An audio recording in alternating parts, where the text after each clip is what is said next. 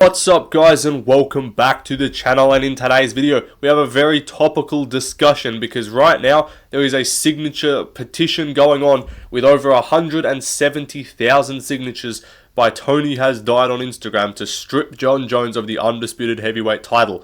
And I approve of the signature. It has my message of approval. I'm sure all of you guys watching the video have signed that already. If not, you should probably just unsubscribe from my channel because I don't think your views align with mine, and quite frankly, I don't want you as a viewer.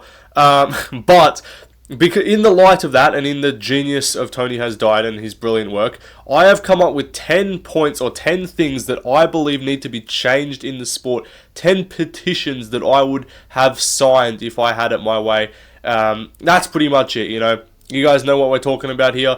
I was actually talking about this on stream earlier today, watching this dismal fucking fight night card, which inspired a few of the topics. So, some of you guys might have heard some of the ideas already. If you haven't already, like, subscribe, do all that shit. Leave some comments down below as well, what petitions you would like to see changed. And as the video goes on, I would urge you to stick around and watch the whole thing.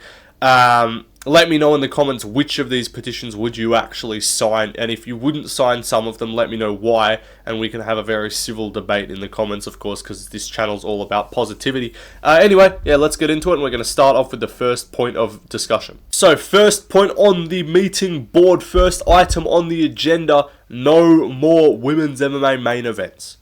I think this is one that would probably get signed by everyone in the fucking fan base, to be honest.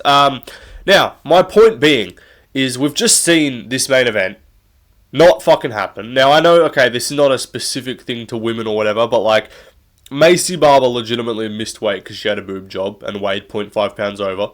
Now, I'm not saying that's the reason, but also, it's not even to do with that. It's not even to do with, genuinely, I'm not going to try and be a cunt. The product is just not as good.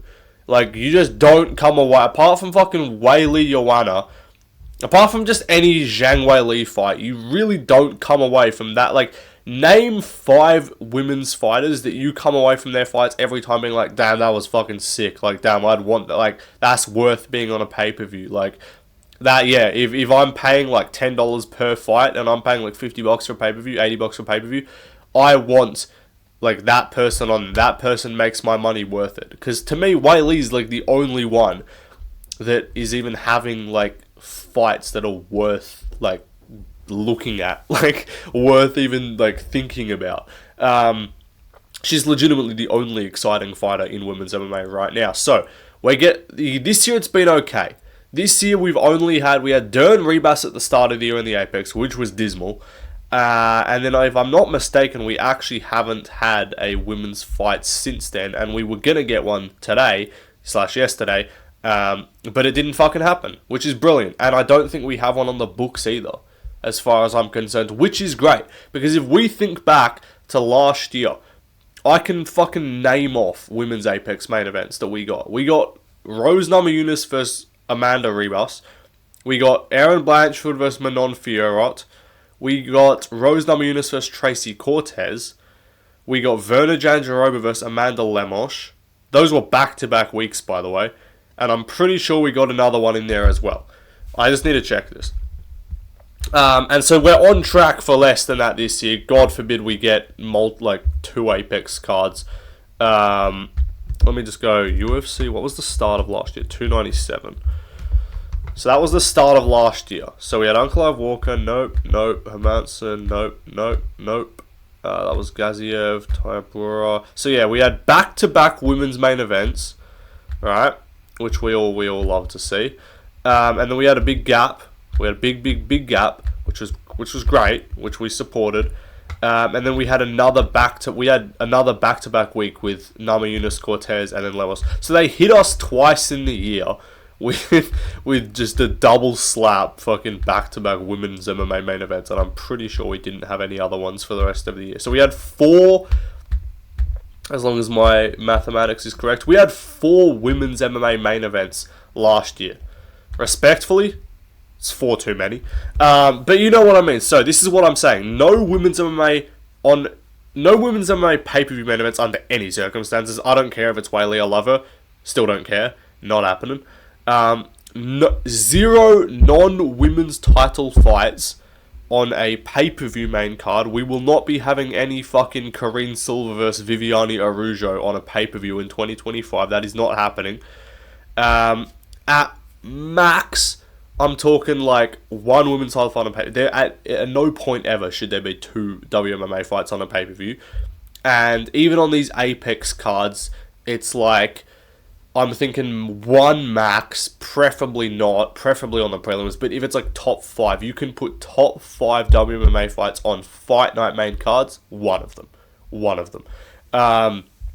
No more than 1, no bullshit like some fucking Luana Santos main card or some fucking Ketlin Vieira main card. I know she's top 5, but like relevant. I'm talking like Dern. I'm okay with Dern on the main card. I'm okay with like a Tatiana Suarez on the main card. I'm okay with even an Erin Blanchfield on the main card, not even main or co-main, just main card. But apart from that, there's not many. Grasso on a main card of a fight night I'd be okay with. But none of this Natalia Silva or Alexa Grasso on the main card of a pay-per-view. None of that. We had this annoying fucking stretch of all these pay-per-views last year where they just had to put some fucking 5 versus 9 women's flyweight fight on the fucking pay-per-view. Like, we got 2 WMMA fights on 307, I believe it was, the Pereira card. We got Araújo versus Karine Silva on the MSG card. And I'm just like, what are we doing here? Like, we're just killing pay-per-views. Like, we're just making everyone not want to fucking buy this shit. So yeah, that is my belief. That is my thought process. Anyway, let's keep it moving because I'm trying to keep this video under an hour. Let's move on to number 2. Next up, point number 2. Can't imagine anyone who's not signing this petition. No more fucking Apex cards. And I've come up with the system to allow this to happen because I know the UFC is all like, this is what I heard. I think it was like, his name's like Mark Shapiro or some shit like that. Fucking probably Ben Shapiro's little goy fucking cousin. I don't know. Some dude, I think it's like TKO executive, I want to say. And they asked him about the Apex. He's like, we love the Apex. It feels the same as an arena and it saves us money, of course. Like, taking a wild guess that is what religion he is. To thinking about saving money on Apex cards. But this is what I mean. They got shout out the UFC. Summer, it's winter in Australia, but summer in America, gonna be a great time for you. Because we got fucking 2 months of no Apex. We got no Apex until August, but then we get back-to-back cards. To be fair, they're good main events. But my point exactly, why the fuck are they in the Apex? Why are you not letting Tatsuro Taira out of the Apex? And I get it. If you want to keep these guys fucking captive on the conveyor belts, expand the facility. Literally make the Apex a 1,000, 2,000 seat arena. You got 2 months. Renos. I don't know fucking how long that'll take. Like, if they, okay, they're not going to do it because they're not going to get started on it, like, now. But, like, before Contender Series or in the long break, here's what I'm thinking. No Apex cards for, like, November, December. I know they're going to give us that patch of, like, August, September, October, where we probably get a few. That's okay, I guess.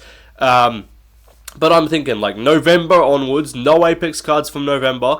What you do in that meantime, from November, December, and then that break that they take over January until they come back, like, mid-Jan. Renovate the fucking Apex. Build it into, like, just reno it into, like, a 2,000 seat arena. I guarantee you every card would be so much fucking better. I guarantee you. And okay, you spend however much on that. You spend fucking 10 million. I don't even know if it would cost that much. Does it cost 10 million to renovate a fucking arena? Probably. Probably. However much it costs though, you would recoup it in a year. If you Jewish fucks are so worried about money and Ari Emanuel and all that, if you're so worried about saving money, gotta cut costs here even though you're a fucking billion-dollar company, I can guarantee you on mine and everyone else's life watching this video, you would recoup like $10 million within like 16 months. Within like a year and a half, 18 months. Like, and it would then be an ongoing increasing thing. Because you don't make money from the Apex, you just don't spend it. Because you make money from your viewership, your broadcast deals, which you still would, and you make money from those retarded fucking packages that I don't know why anyone would buy $1,000 package to go watch Blanchfield Barber at the fucking Apex. You can still do those for like front row seat packages, but like those are not making you nearly as much money. I guarantee there's maximum like 60 people in the Apex. Max. And half of them are family members that aren't actually paying for seats. There's like 10 fucking people that buy these dumbass packages because they've got nothing better to spend their money on. So, I'm thinking 2,000 seat arena. If you have like an average ticket price of like $500, $400, which is realistically, you make probably $1,000 on all the seats for the front row shit. I don't know how much UFC tickets are. Let me know in the comments. I haven't tried to buy I don't buy US tickets, obviously. But like, make them fucking $200 for the back tiers, $300 for next one, $400 for next one, $500, and like you can make them like $800 for front row. It's greedy, it's expensive, but like $1,000 front row tickets. If you want front row, you're probably gonna pay whatever you need to, and you can do one of those a month or one of those every 2 months. Is my strategy. I'm thinking we do one American arena fight, like 15,000 seat arena fight night per month. We do one pay-per-view per month, so that can obviously be in either America or another country. And then you usually get 2 months of the year when we do 2 pay-per-views. Like June, we're doing 2 pay-per-views. So I'm thinking that time you do one. So you can do, in that time you do like pay-per-views start the month, American fight night, either arena fight night after that, then American pay-per-view, or international, or other pay. So you do 2 pay-per-views in 2 of the months of the year. And I'm thinking like every like 8 cards or every 6 cards you take a break, and that would just mean you don't do that 2,000 seat arena. So you stick to those 2. There should be 2 arena fight nights per month guaranteed, and a pay-per-view. And then that 4th week can just vary, like you do it every month or 2, right? Like maybe 1 month on, 1 month off. So you get 6 of those like 2,000 seat arena shows that are your show. So again, once you've paid your money to build it, you're not forking out money to like for anything else. You're taking home all the profit. I know you guys love to hear the word profit, you know.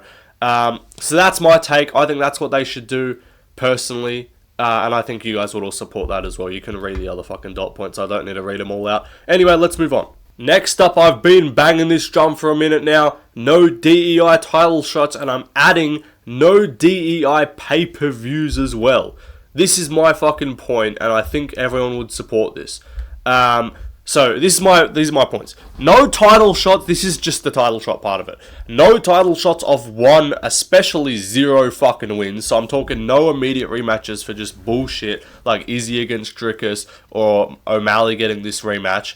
Unless you're like a long reigning champ like Volk, that was warranted, or Izzy the first time against Pereira or Usman against Edwards. Those are warranted rematches. Like if Pantoja loses to Kai Kara France, I would say with 3 defenses, that's warranted. I would consider you needing 3 defenses as a champion to warrant an immediate rematch, unless it is a genuine robbery or controversy has occurred in the fight, like a legitimate controversy.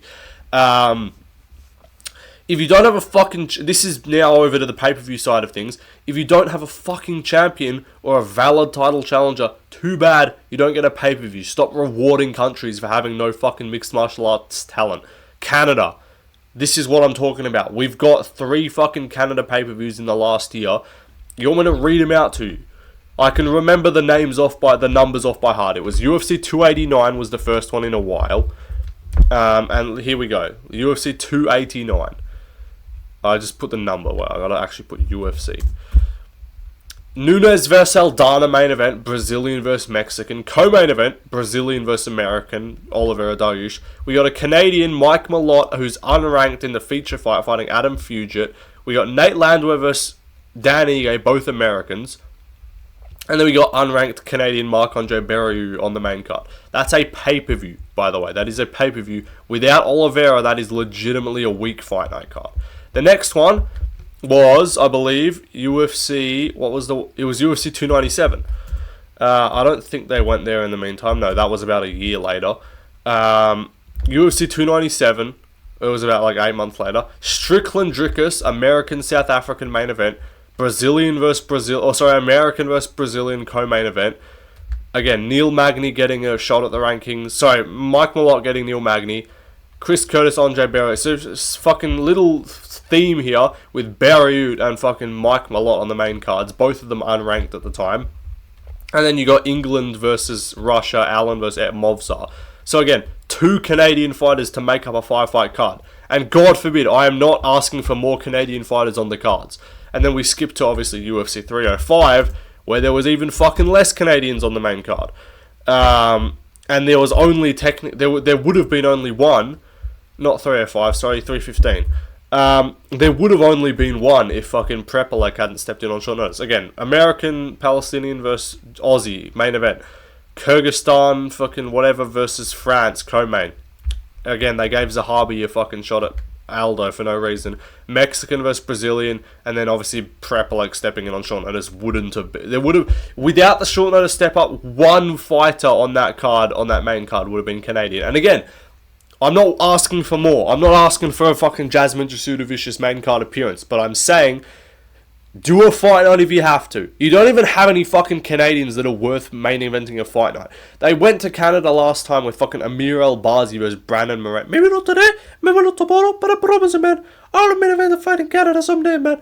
They fucking main eventing Brandon Moreno in Edmonton. Like, what the fuck is that? So just some bullshit. Like, Iraqi versus Mexican as a Canadian main event. We're running some crazy numbers. We've done Mexican versus Brazilian. We've done American versus South African. We've done Australian versus American / Palestinian. And then we've done in the fight night, you know, because we went there for a fight night one time. We done fucking Mexican versus Iraqi. Like, what are we doing here? If they don't have talent, don't fucking hand them pay-per-views, multiple events a year. Please. I beg of you. Like, genuinely. Reward countries for having talent. Can we get some fucking Australia pay-per-views with Australian fighters on there? We have good fighters. I know when they did Strickland Drickus, we didn't have any champions at that time. We've had Volk in the past. We've had JDM in the past. We got Volk at 284. We got to get JDM back here. I know they're probably not going to do the Islam fight in Australia.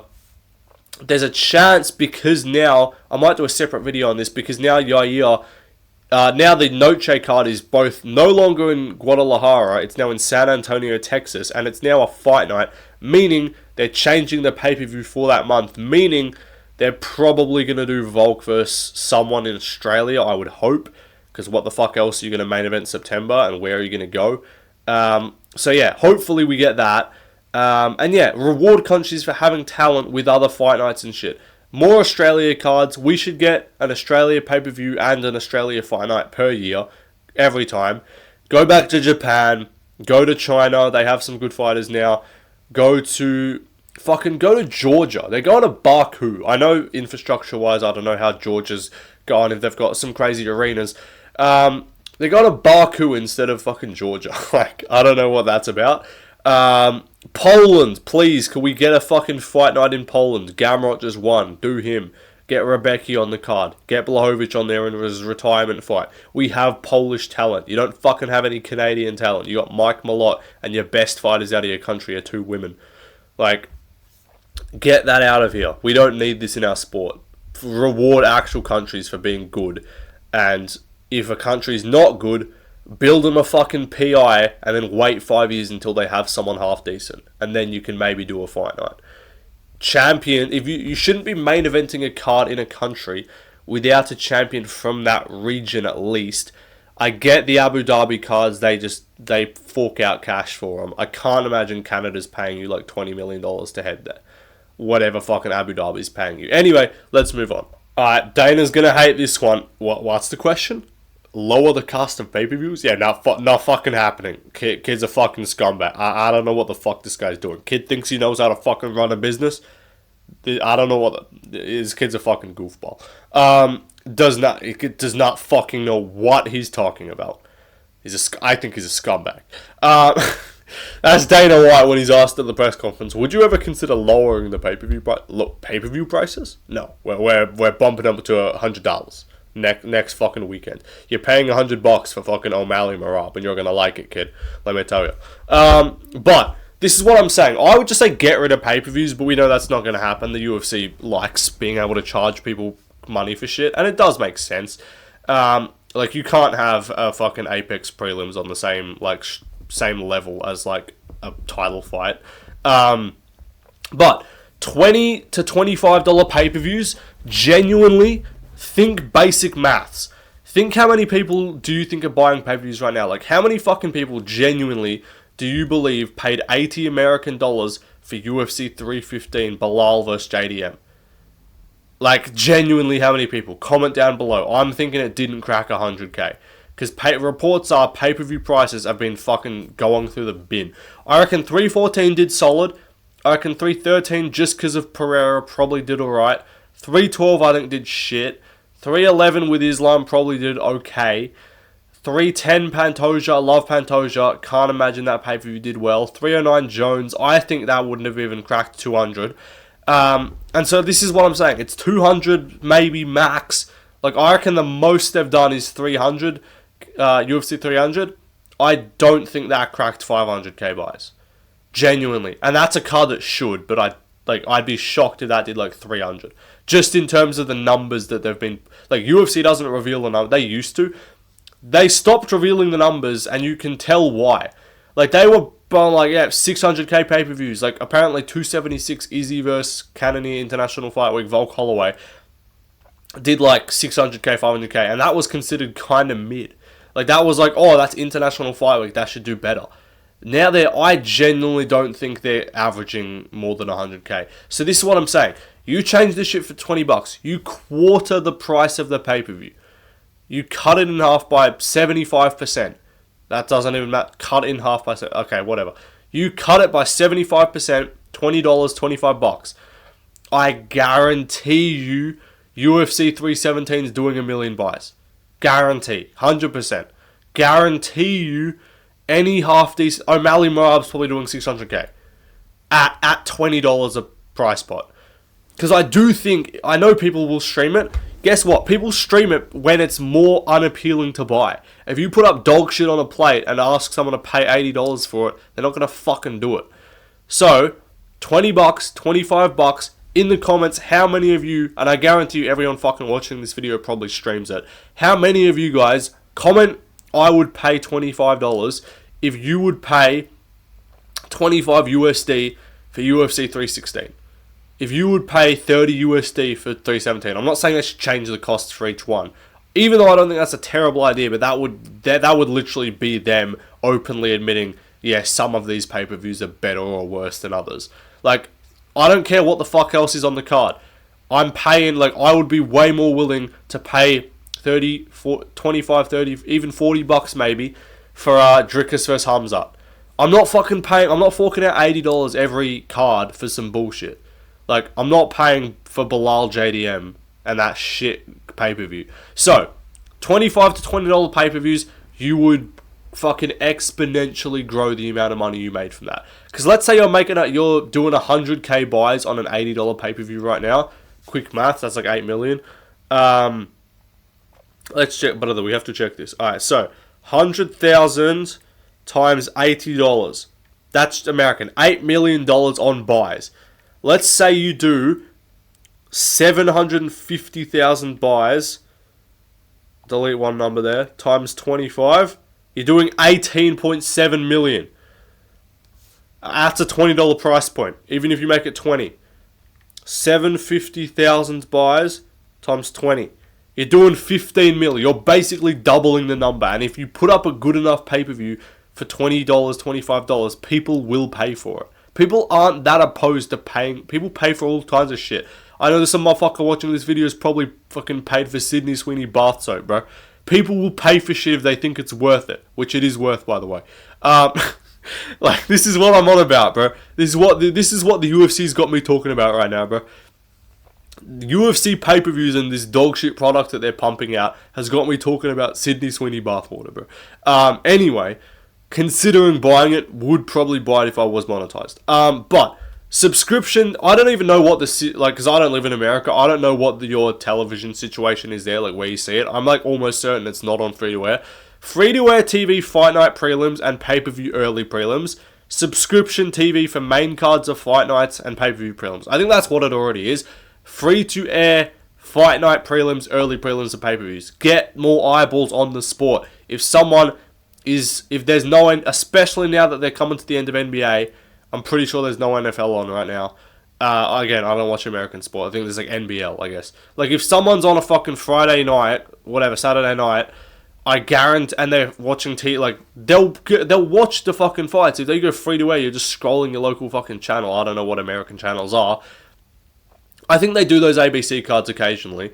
But yeah, do that. Anyway, also, if you want to fucking do more, if you want to pay, like, put up $40, make it a 6-fight card, or guarantee a certain quality. Like, guarantee every pay-per-view is either 2 title fights or 1 big male title fight, plus, like, every single other fight on the card is, like, top 10 or something like that, which would be difficult to do, but if you, like, try and make that happen, if you make every pay-per-view worth it. Like, if you're charging $80, I'm expecting some 300 level shit for every fucking card. Like, $317, that's not an $80 pay-per-view. That's a $50 max pay-per-view. And that's being generous because I'm hyped about Oliveira Ilya. Also, fuck off with these gaps between fights. Let the pay-per-view run according to how the fights go. If Ruffy fucking head kick KOs Bobby Green with a spinning wheel kick, let's get the next fucking fight going ASAP. Like, 5 minutes, post-fight interview, 2, 3, 4 minutes before you, like, 2 minutes before he walks back, run the promo for the next fight, have him walk out. 2-hour pay-per-view run times, not this 3.5-hour bullshit, because they're running 20 minutes of ads between each fight. Anyway, I'm passionate about this shit, bro. Let's move on. Anyway, next up, I'm not joking. This one's not a joke, by the way. I'm not kidding. I'm not laughing. BMI test heavyweights. No, look, am I wrong in saying it would low-key be fire to have a fucking BMI on the tail of the tape for only, like, no one cares about fucking flyweights. Like, alright, cool, this dude's got a 12 BMI, whatever, he's ripped. Can we please get BMIs on the tail of the tape for unranked heavyweight fights? For, like, outside the top 5, because everyone else is fat. Literally outside the top 5 is, like, the cutoff to being in shape for heavyweight. I don't know if Almeida's number 6, maybe. Past Almeida in the rankings, apart from Talosh and Teixeira, who's just skinny fat, and, like, I guess, like, everyone else is just obese. So I'm trying to see, imagine, how would that swing the betting lines? If your pick walks out and you see 29.3 fucking BMI and his opponent's like a 23.2, are you changing your pick? Like, I think this is like, okay, look, it is kind of a joke, but it's also not a joke. And also, have some fucking standards, sort your heavyweight division out, do whatever the fuck you need. Heavyweight's always going to be dead because all the big fucks are going to basketball and NFL and shit, and there's no money in it, so that why would they get punched in the head for like 1/10 of the cost that they could get for dribbling a fucking ball up a court? So heavyweight's always going to be shit, but I'm not kidding. Sign literally every fucking heavyweight you have. Sign every heavyweight that you can find on the regional scene with a fucking plus like 75% win rate.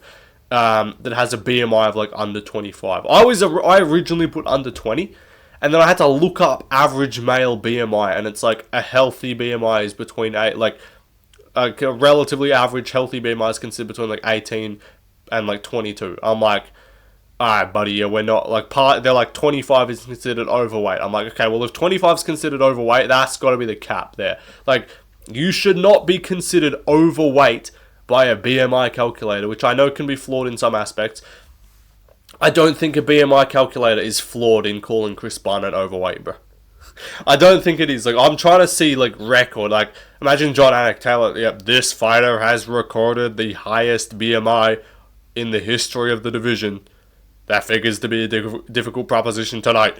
Like, imagine this would actually be so peak. You know when they pop up those random-ass, dumb-ass stats that no one cares about? Like, 1 of 17 active Brazilian welterweights. Like, we don't care. I'm here to tell you right now, we don't care. Like, I would care if they put up some stat being like, 3rd highest BMI in heavyweight history. Like, that's the fucking stats I'm trying to see. Also, re-sign Jairzinho Rosenstrike, cut the slobs, cut anyone, as I said, above a 25 BMI. And also, unranked heavyweight fights to 3-minute rounds. It's basically the same thing as, you know how they're saying, like, we need to change the fucking, like, lower the rim in WNBA. And, like, do all that shit just to try and, like, encourage points and, like, get a bit more excitement in that dead game. I'm trying to see 3-minute rounds.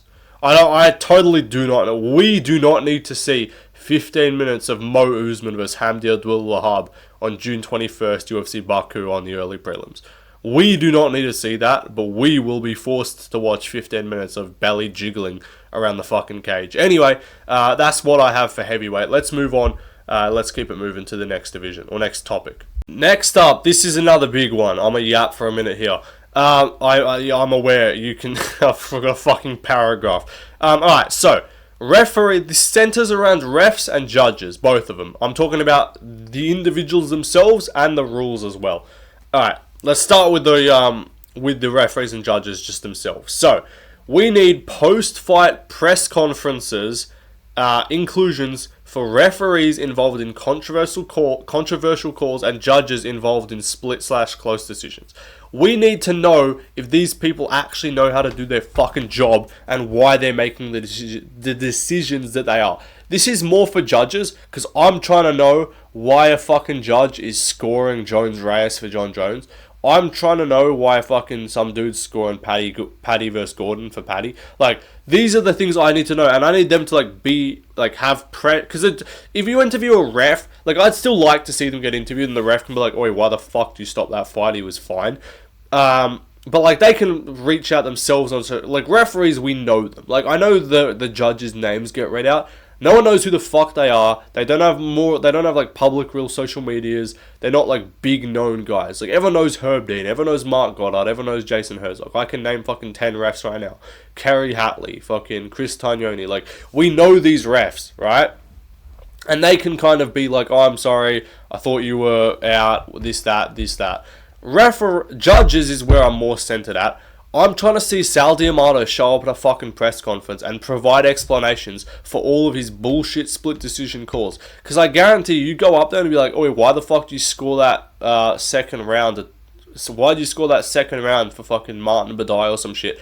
He's not going to remember because he's not doing his job properly. Like, you should actually remember the fights and why you're scoring them. Because otherwise, you're just fucking being like, but die 10-9, whatever. You're not actually intaking anything. You should have to actually internally process and like debate yourself why you're scoring a round for one guy and actually come up with the correct decision. So we need that, because we need to actually know if these guys are scoring fights properly on damage. If you go to them and be like, hey, you see that guy got fucking dropped in the second, why'd you not give him the round? And the judge is like, oh, because the takedowns and the control time. We need to let that person know they're not doing their fucking job right and they're not following the criteria. Also, yeah, they need to be able to justify their positions, their decisions. If they go there and just be like, oh, I don't know, then that's not fucking good enough. You cost this dude half his money. Also, 3 strikes and you're out policy for refs and judges. We need a robbery review panel to either... I know it's going to be difficult to actually like overturn fights, because that's not... I don't think commission-wise they're going to allow that. Also, like gambling and shit, people are betting on fighters, they're getting cashed out, they're getting paid out. To then reverse that, or for those who lost, it'd be tough. Maybe not. Maybe we can't reverse the thing in the moment, right? We need a better way of actually judges knowing what they're doing, because clearly none of them know how to fucking score fights. But robbery review panel afterwards of like unbiased people who know what they're doing, or a rewatch panel, right?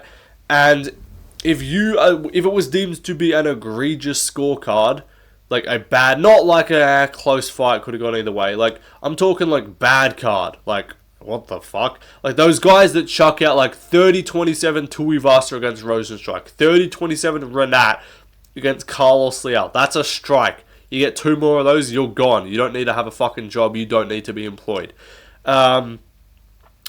Also, stalling. Now back over to the rule set wise. Stalling penalties introduced. You can't just fucking clinch max someone against the fence and not do anything and just sit there. And also decrease it by like 10 seconds, 5 seconds every time. You give them 30 seconds the first time. If they're not doing shit, they shoot again, give them 20. If they're clearly just shooting for contact to try and avoid combat, either you should be able to take a point for stalling. One FC's got like a red card, yellow card system. You should be able to take a point. Take a point for scoring, for stalling, in my opinion. Also, less time allowed between each one. That's what I said. I'm just reading down my list. Also, round scoring. Back on judging right now. I think we should change the current definition of a 10-8. Like, what judges are currently giving out 10-8s, I think should now be a 10-7. And I think a 10-8 should be any clear win of a round with a decent amount of dominance or damage, in my opinion. So, I'm thinking like Khamzat Usman should be a 10-8, but that should not be the peak of what, like, a 10-7, in my opinion, should be. So they scored Khamzat Usman a 10-8. I believe with that current scoring, that's a 10-9, because I don't think there was enough damage, dominance, and duration to give that a 10-8. But I think with a new criteria, that should be a 10-8. And then the criteria right now that you currently have to give out a 10-8 for should be a 10-7. If you have someone almost fucking dead, like, literally, like, borderline, they're out cold, they could be fucking finished at any moment, the ref could step in. To me, that's a 10-7. A 10-8 is just like, there's the 3 Ds, damage, dominance, duration. If you have one of them, it's 10-9. If you have 2 of them, 10-8. If you have 3 of them, 10-7. I feel like that's a fucking criteria to have. Like, if you out-damage someone, you win the round. If you out-damage someone and have dominance on the round, that's a 10-8. If you out-damage someone, have dominance on the round, and it's for a long period of the round, 10-7 in my opinion. So, like, I'm thinking if you drop someone, like, bad at the end of the round, you crack them badly, land, like, 5 shots of ground and pound, ref's about to step in, I'm thinking 10-8. If you're just, like, beating the piss out of someone on the ground, and they just have no moments, that's 10-7. And then 10-9 is just, like, you win a round. It's clear, you win a round. And I think 10-10 should be in effect more for rounds where nothing fucking happens. So I think we need more variance in the scorecards. Enough for these 29-28, 29-28, 20-27, like, bullshit. These rounds should not be scored the same. Like, it's just very clear to me that Dricus won 5-0 against Sean Strickland. That round where he busted his nose and had him running backwards should not be scored the same as the others. Round 5, where Prates had Ian Gary on his knees crawling away from him, should be a 10-8. Not by the criteria right now, but we should change the criteria to where something like that, if you have another man crawling away from you, that should be a 10-8 round. And then a 10-7 should be like, yeah, you fucking absolutely whoops their ass. So that's my opinion. Yeah, let me know in the comments what you think about that. Let's move on. Next up, we got Joe Rogan and Nina Drama need to be banned from UFC events. This is one that, like, low-key, if I had the platform, I could probably actually get some reach on this. There'd be some casuals that'd be like, bro, why you want to ban Joe Rogan, bro? He brings valuable insight to the sport. You forget, man, Benson Henderson. He landed a calf kick one time. Who does that? Who does that besides literally everybody? This man went on his own fucking podcast and said Masvidal would beat GSP. This man said we should fucking host MMA in a basketball court.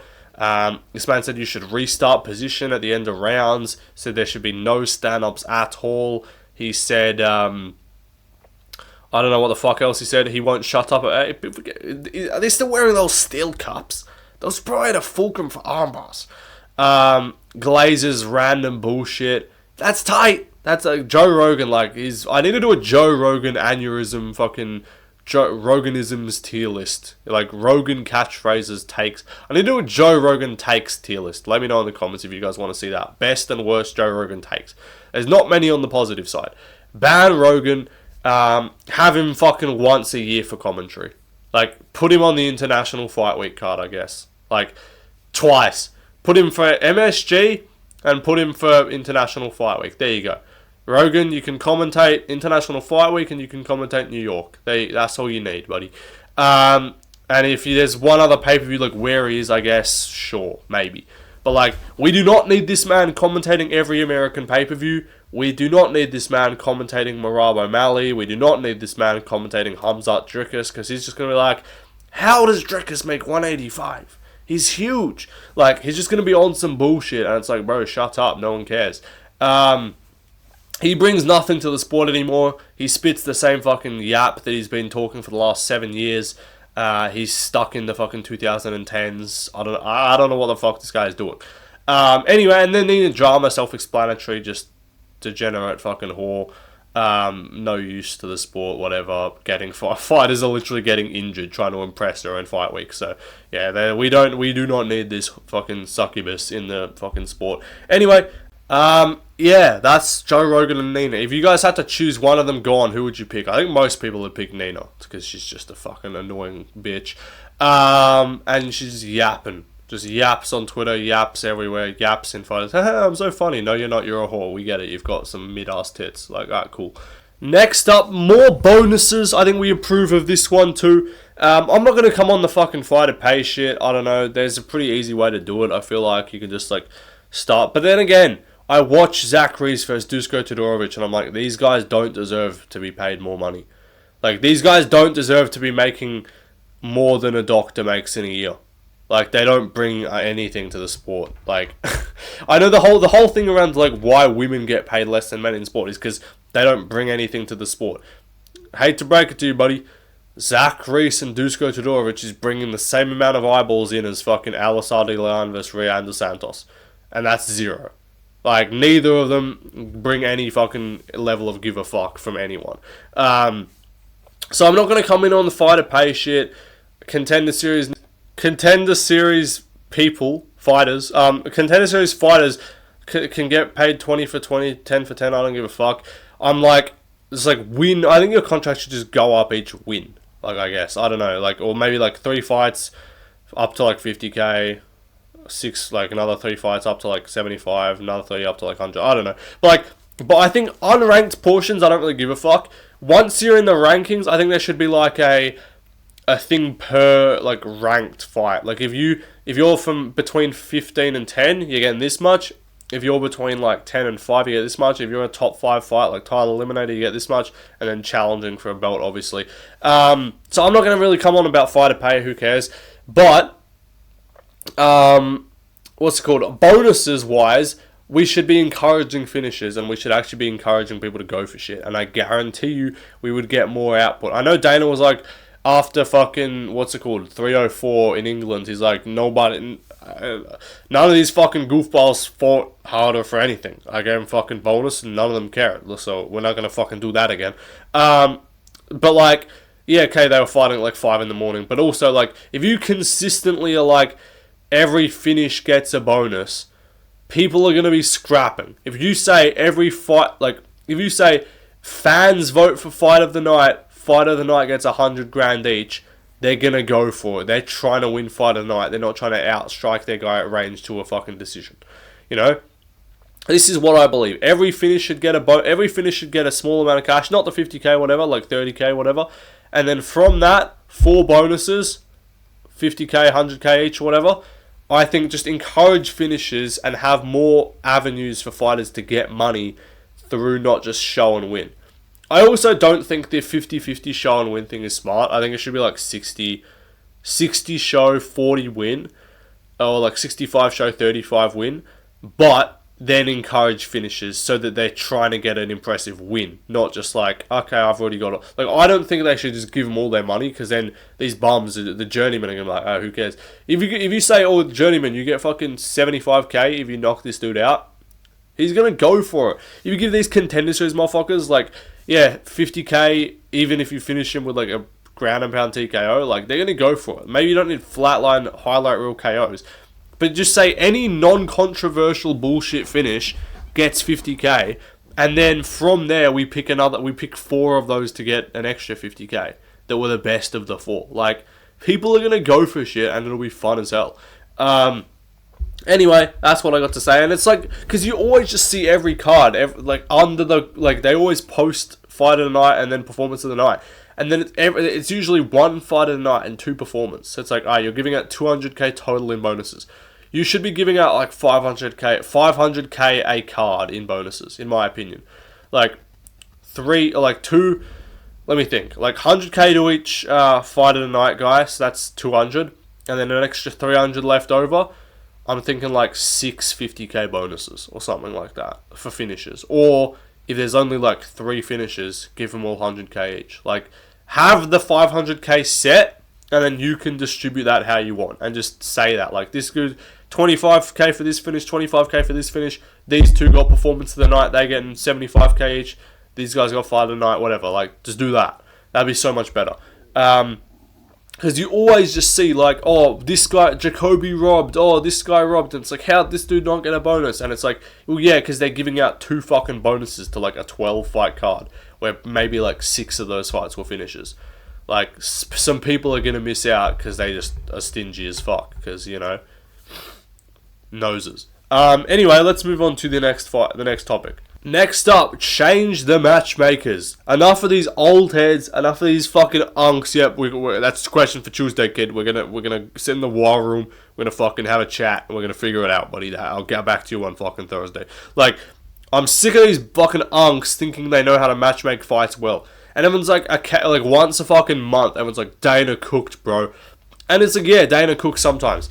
But also, he should, like, you can't be like, oh, Dana cooked, yeah, he gave us Hamzat Drickus. It's what fucking should happen. He gave us Ilya Charles. It's just pretty fucking basic fight in terms of, like, it's either that or it's Armin. And you said you weren't giving, like, everyone's like, alright, they're good fights. It's not because Dana's making the good fights. It's because the good fights are there to be made. Like, anyone can fucking be like, hey, yeah, maybe that'll be a fun fight. Like, they have some pulls sometimes, and I reckon they've got some other fucking undercover, like, guys. They've probably got some interns and shit, or some other, like, people who they've hired that are, like, hardcore fans to just be like, oi, let's matchmake fucking Jose Delgado and Hyder Emil. Because that's just dope. Like, I struggle to believe that fucking Dana White came up with Hyder Emil, Jose Delgado. Like, that's a Hunter Campbell or a Sean Shelby job, maybe. I reckon they got some other fucking hardcore fans in there being like, yeah, trust me, these guys are cool. They, like, you reckon Dana's watched a fucking Hyder Emil fight in his life?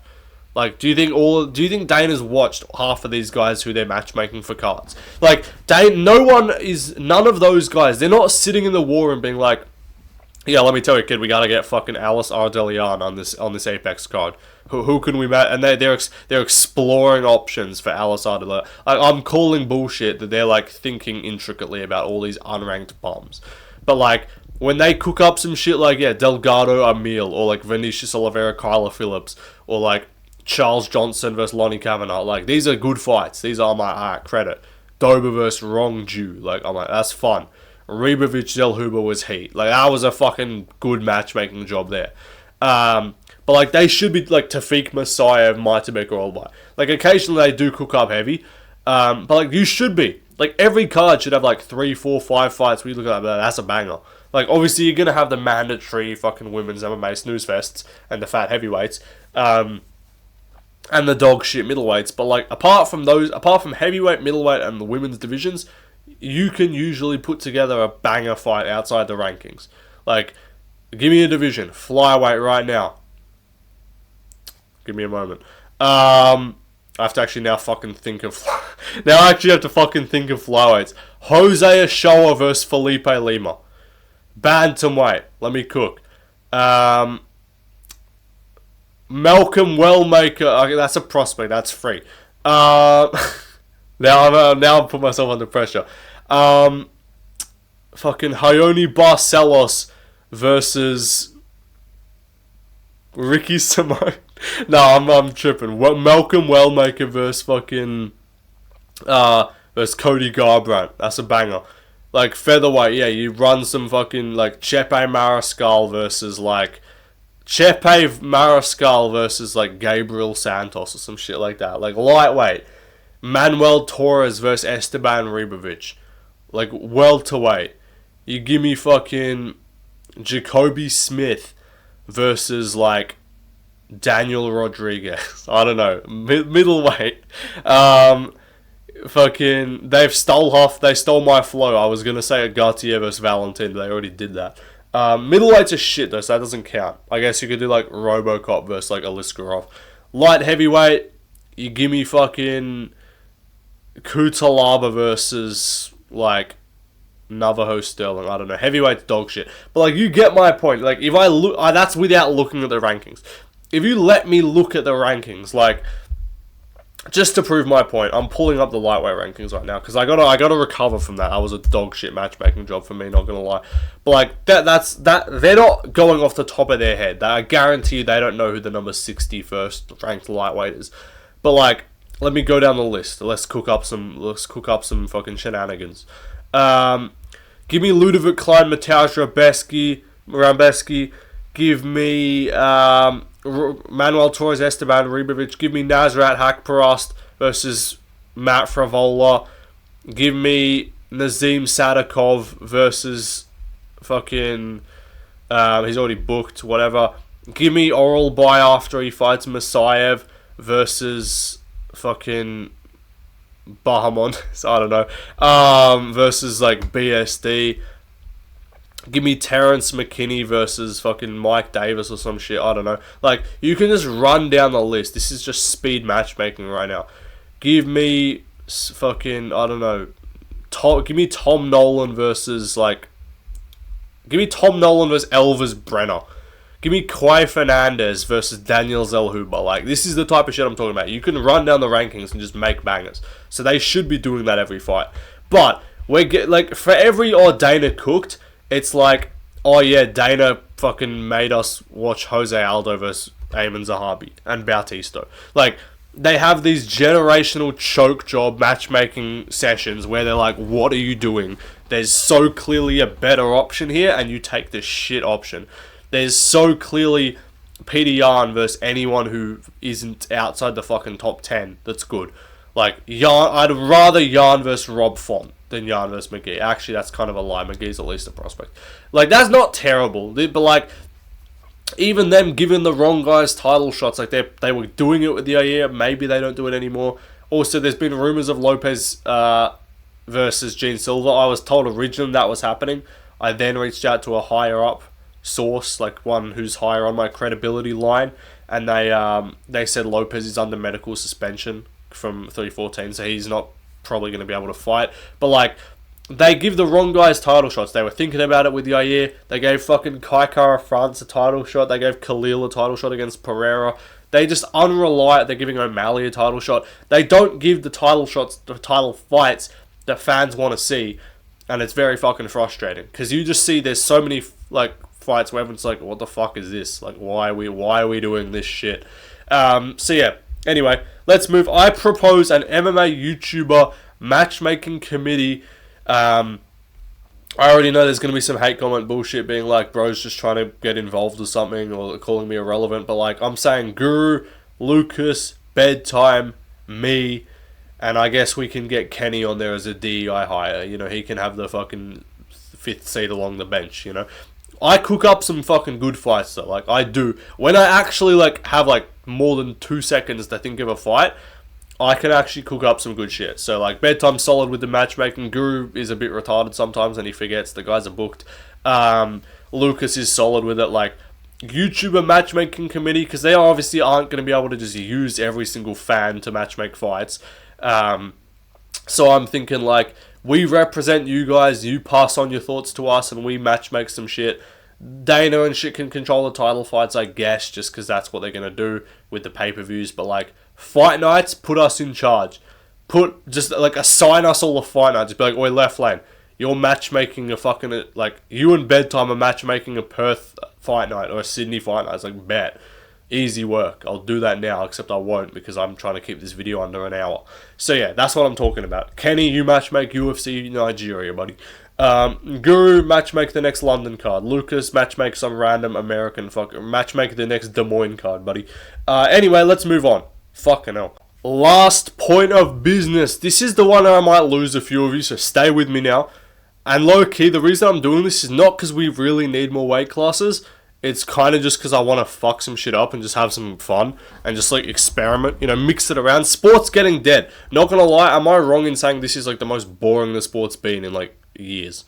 Like, this is the most boring the sport's been since like dead COVID era, before it got like in the middle. Like at the start it was kind of intriguing. This is like the deadest the sport's been since we were running fucking like Aspen Ladd versus Norma Dumont main events. Like, in fucking 2020, like late 2020. But even then, they were putting on some half-decent fights. But this is what I'm saying. You guys might lose me here. I kind of just want to mess some shit up and just see what happens. Just fuck around and find out and just mess with everyone's weight divisions. So, we keep up to 155. It's been a fucking talking point forever. Fuck it. Let's run 65. Let's run Kevin Lee's division. Let's see. Because I just want to see. I want to experiment and just be like, alright, how many welterweights are dropping 5 pounds and cutting to 65?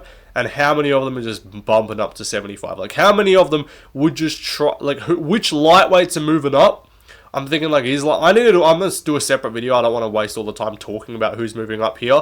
But, like, Islam would obviously just drop the extra 5 to 65 because he was already lightweight. Oliveira, I think, would probably move up. I think even Arman with his weight cut troubles would probably move up.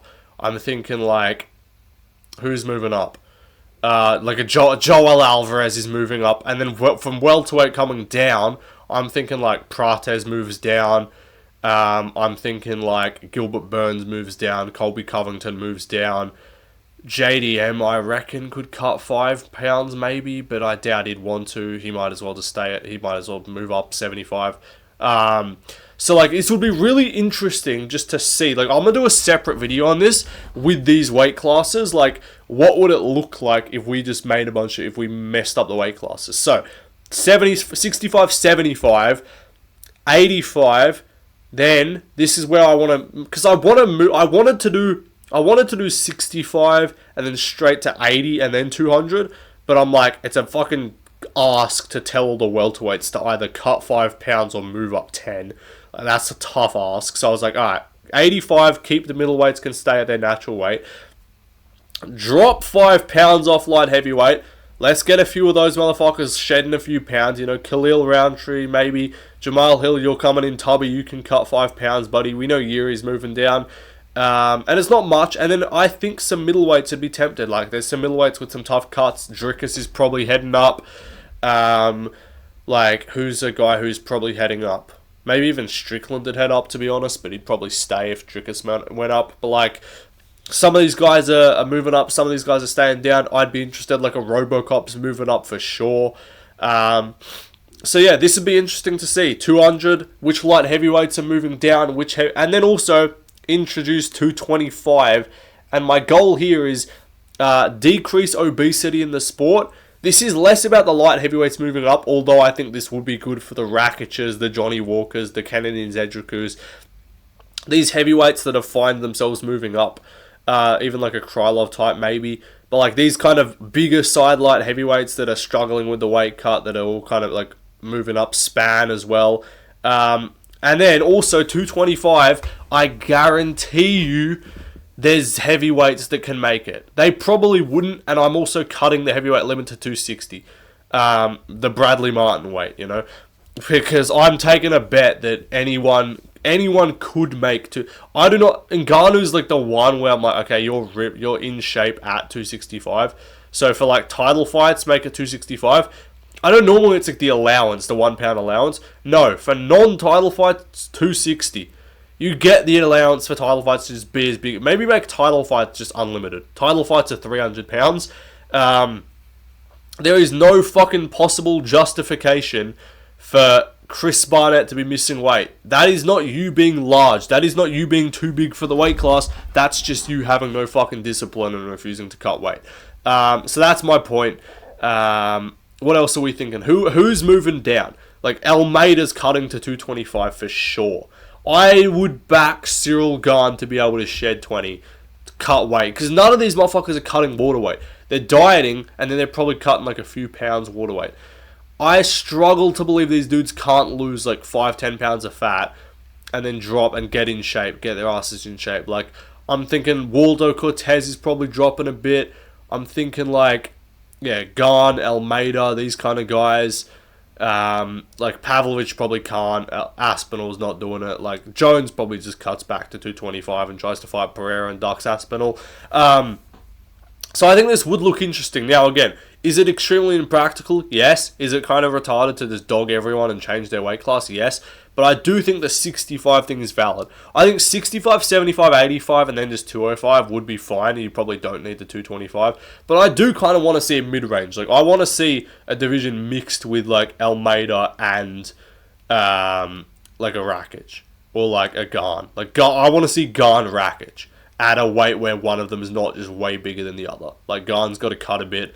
Rakic is probably like just at his walk around weight. So this would just be walk around weight light heavyweights versus depleted heavyweights, but still. Anyway, that's gonna do it, guys. Holy fucking yap! I've gone for an hour. I'll talk for another 16 seconds. The 11th point of petition though is for you to subscribe to the channel and like and comment some changes that you want to see as well. Follow Instagram and Twitter Left Lane MMA. Drop some more video ideas you guys want to see in the comments. I'll probably post 2 days from now. And yeah, goodbye.